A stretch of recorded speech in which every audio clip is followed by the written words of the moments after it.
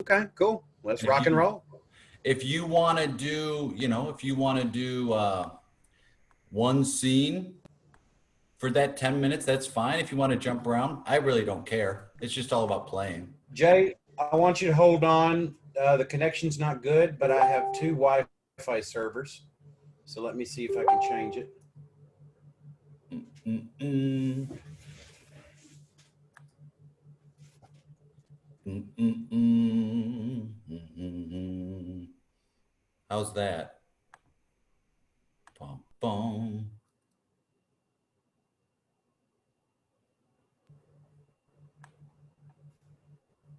Okie doke. How's that? Are you getting me now, Jay? Yeah, How's this looking? it's We great. good? Yeah, how's it Okay, how's it on your end for me? better. For some reason, I had to switch from 5G to 2G. Is this going out over your Facebook page? Yeah. Yeah, I'm gonna put it live on Facebook. Okay. Bum, Because bum. I got some people commenting that they're looking to see where it is, and they went to your Facebook page, and I said that's where you go. So, Tell them we're on live now. dude, we're on live now. Yeah, Actually, we're doing it, buddy. We're doing it. Pick a number. 1 to 63. I'm going to go with 53. All right, here we go, pal. 53, 63, 2, 1, 69, 58. 7, 6, 4. Oh, this comes from Jayant, and our suggestion is hearts. Hearts. Hearts. Thank you. Hearts. Thank you for hearts.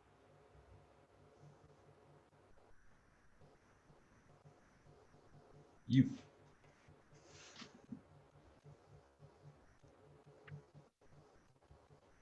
Wait. Yeah.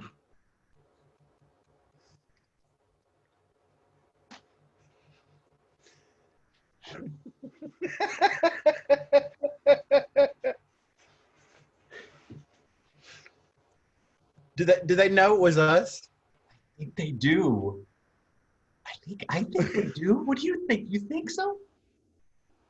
I think we're going to get in a lot of trouble.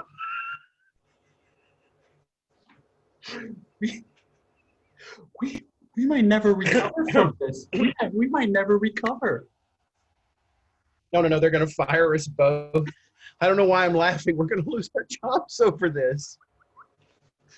I'm very, I'm very uncomfortable right now. No. I'm terrified. I mean, in one way it's worth it, but another way it's like I got twins. Oh my God, I forgot about that. You've actually got responsibilities. Oh, I'm so sorry.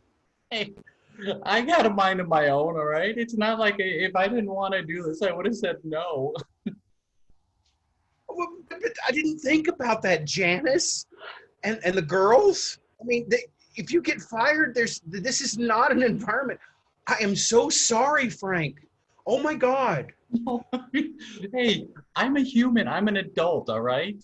I could have said no. What a silly plan, but I decided not to. I mean, I'll be honest. Listen, Mark, this is the most alive I've felt in years. Look,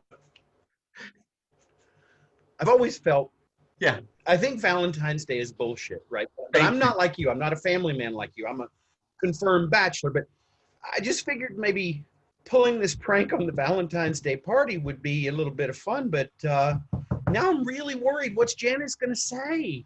Oh, Can you tell her? she's gonna hate it. She's gonna both hate it and she's gonna go, I expected it. That's the other thing. I mean, she knew I was gonna do something. Oh, well, see, that's good. She can stand by you on this. Look, let me take the heat. Let me take the heat. Well, They can fire me. We'll have to go out of this closet at I some point. We have to leave. We have to go back to the party at some point. If you want to take the heat, okay. All right. Well, then you need to, like, when we get out of here, you gotta get really angry at me. Wipe the smile off your face, Frank. I You can't. gotta show them you're angry at. If you're laughing, they're gonna find you complicit. You're the funniest dude I know. You're like I my know. you're like my work. I mean, you're like my work spouse. Like you hanging out with you is that's what makes this job worthwhile, man. Wow, no one's ever called me their work spouse. That makes me feel even worse about ruining Valentine's Day. Ruined it or made it memorable. Maybe Valentine's Day means something new now. I mean, who says it has to mean what it means to you if it means something to somebody else? That's deep, Frank. It's like you've opened. You're pulling my leg, Frank. You're pulling my leg. No. Why should Really? Yes. This is every year. Janice knows every year. This is like my Christmas. This is my work Christmas. We get to pull some prank together. So this means something to me. Like, you know what Janice and I do for Valentine's Day, Mark? You know what we do? Nothing. We don't do anything. But Valentine's is about romance, so you at least. Oh yeah, because you've had the twins. Yeah. Gee, we don't give each other birthday presents. We don't celebrate Valentine's Day like we've gotten to a nice, comfortable, for lack of a better word, rut. But with you, every day that Valentine's comes around, I am so excited. And I'm nicer to Janice. I'm nicer to the twins. Like Am I your work spouse or am I your work mistress? I need clarification here because this level of excitement you're talking about, this once a year thing, it makes me feel like I'm being used once a year here as your work mistress. I could see that. No. Like, I don't have another work spouse. Like, you're it. You're it, Mark. You're my work. This is like an anniversary. What about Cornelius in IT? You and Cornelius at the company picnic, I saw you. I saw you with the craft beer. Yeah, that doesn't mean anything to me. Mark, you mean something to me. I'm starting to understand Janice a little better now, Frank. You called me Mark. Yeah, you can't stay mad at me. Stay mad at you, Frank. No, I can't. All right, look. When we go out there, what you're going to have to do is you're going to have to act really, really shocked and really, really disgusted. Okay. Otherwise, you're going to get in trouble. I'm fine. This will be my third job this year. My resume's it's like 14 pages. It's not a problem. Yeah. Compose yourself. Compose yourself. Come on now, Frank. Get yourself together. Compose yourself. All right. Come on. They're going to get suspicious. We've been in this closet for a while. Hey, can I say something controversial? You've already called me your work spouse. I think everything's on the table. What if we just stay in here till the party's over? And what happens? It's whatever happens at the party stays at the party. Like many things have happened. Janice is going to know. Janice is at home, right? So, you know what? If I told Janice, here are two scenarios. A, I had a terrible time, was bored, talked to nobody. I couldn't wait to leave. It was just, I regretted going. Or I had the time of my life with a guy who makes me laugh. We hang out. It's fun. And I was glad I went. Which do you think she would choose? I'm going to say the second one. Yeah. Oh, okay. I've not been in a relationship, so I'm not sure. Yes. I'm not sure.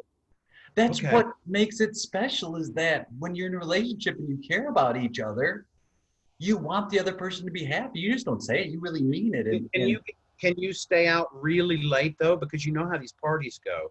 Yeah. But if we stay here till after everybody leaves, then my job's still safe, and we can still be work spouses, work spice.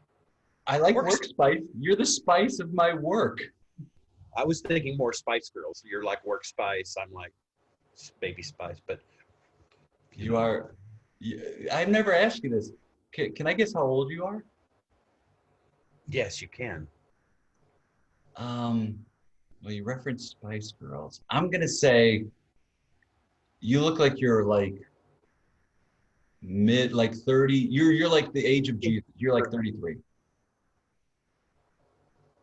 Plus or minus 20 years. Yes. What? Well, wow. I know you're not I have a 13. So wow, regime. you're in your 50s? Yeah, I have a regime. Wow. I don't care. I don't care how old you are. I just value this time we have together.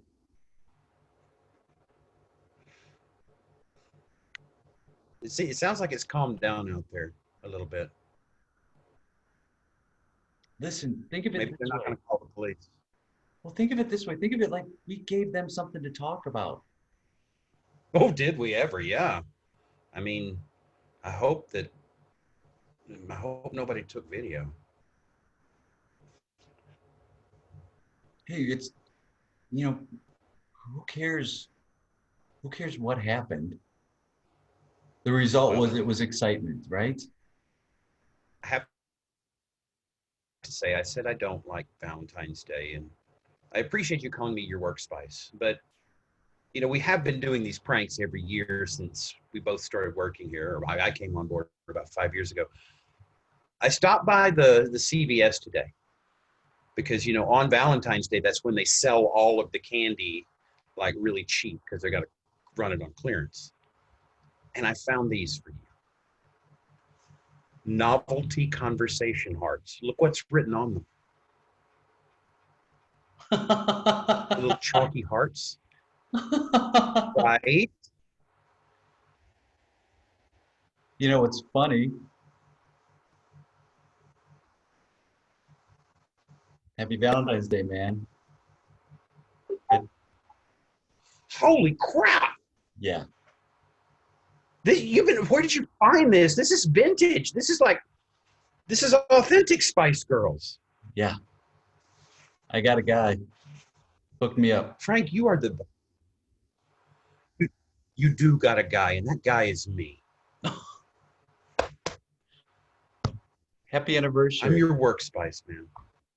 Happy anniversary, work spice. I guess it is. Happy anniversary, work spice. Scene.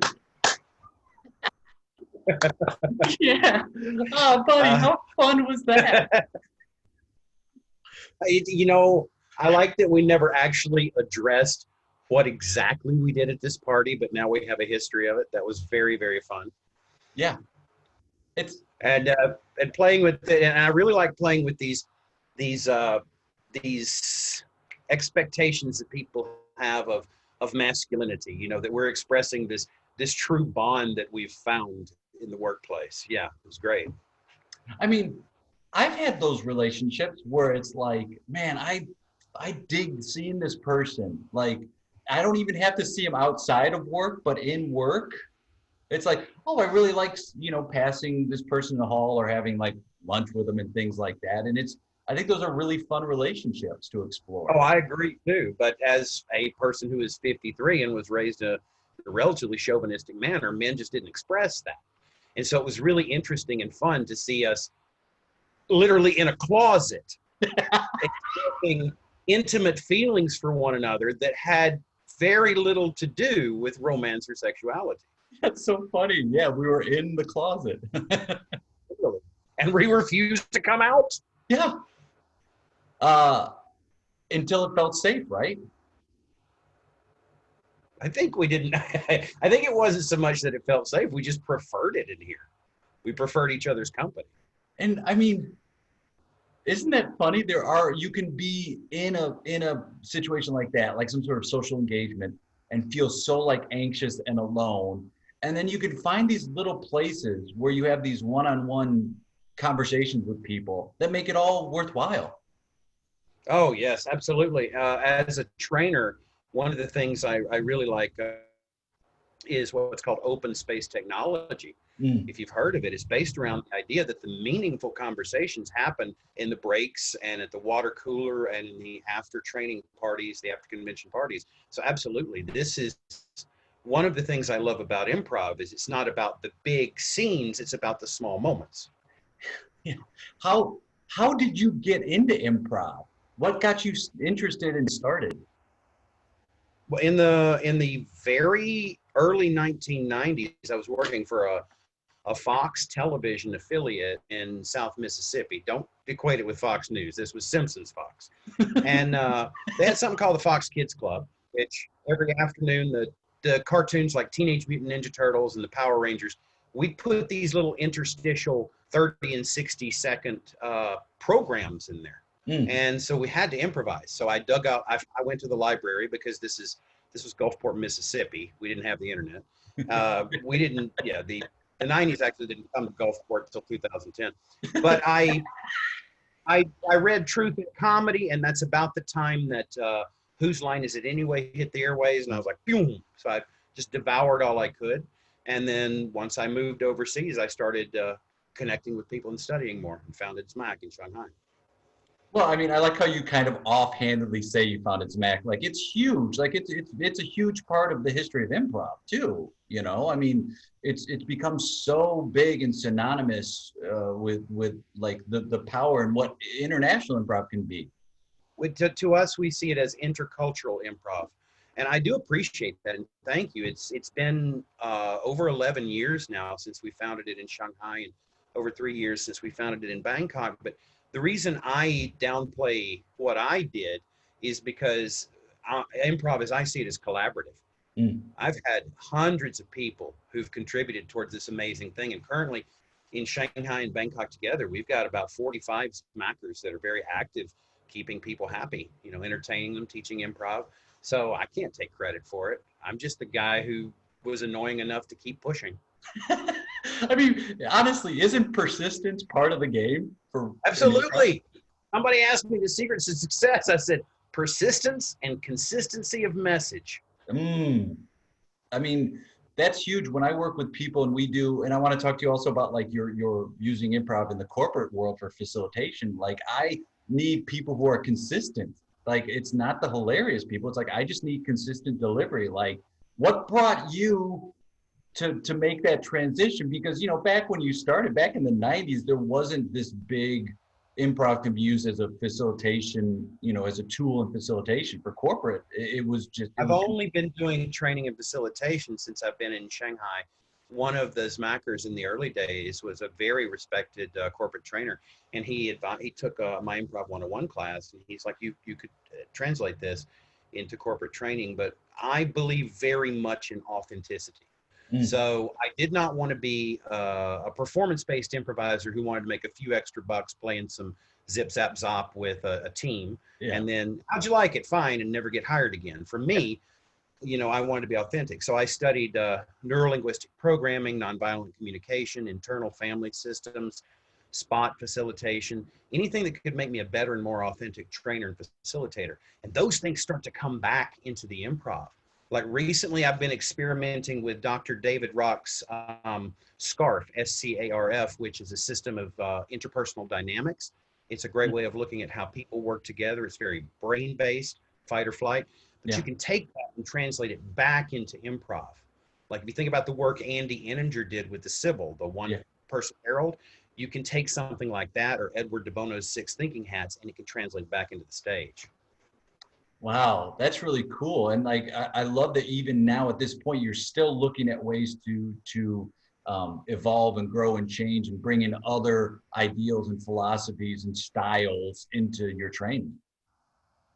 Well, that's always been the way it's been meant to be, because we are kind of very, our core is very much an IO philosophy. But when we saw all of the things that were done outside of that, especially the work of Mick Napier, the work of CIC Theater, some of the Will Luera's work, then we started to realize we can have living curriculum, right? So Although our curricula has sort of a structure, it's constantly changing based on what we learn from the Zmackers and what we learn from other people, because our goal is just for people to have the best tools they can to have fun on stage. And then amazing what that idea translates off stage into life too. Sure. And over here, the benefit has been we've developed what we call intercultural improvisation, because when you've got people from different backgrounds, you can't just stick with North American cultural references. If you're sticking with something like just one Trump joke after another, there's a lot of people over here who aren't clear who Joe Biden is, right? Right. So you can't necessarily go that direction. So we found out that every culture has these in common. Everybody has the same sort of relationships. They have the same sort of emotions, even though they might express them differently.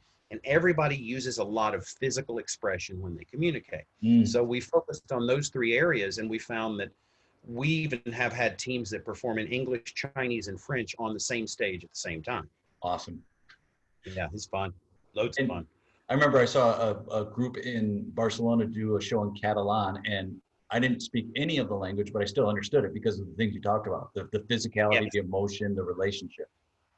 Yeah, I mean, that's how I feel when I watch Improv out of Seoul, South Korea, Helena Jang, because I can watch her all day and laugh my head off, or watch Third World Improv when they're performing exclusively in Tagalog. I don't need to understand it because they're making me wet my pants. It's so funny. Where can people, if they want to follow you or reach out to you, because you facilitate, you teach, you perform, like what's the best way for them to do that? Okay, well, I mean, if they want to know more about improvisation for theater or our particular style over here in Asia, the best place right now is our Facebook page, which is Zmack Comedy, Z-M-A-C-K Comedy. And that covers what we're doing performance and improv theater training wise, both in Shanghai and Bangkok. But let me look away here. My personal LinkedIn, if somebody wants to know more about training and facilitation, I can't remember my LinkedIn. I think it's Curt Mabry Improviser. Let's see. Yeah, Curt, C-U-R-T-M-A-B-R-Y Improviser. And I work in Bangkok with a training company here. And of course, I work all over Asia. And like you said, virtually I could work anywhere. I do love the intercultural challenges of being over here, though.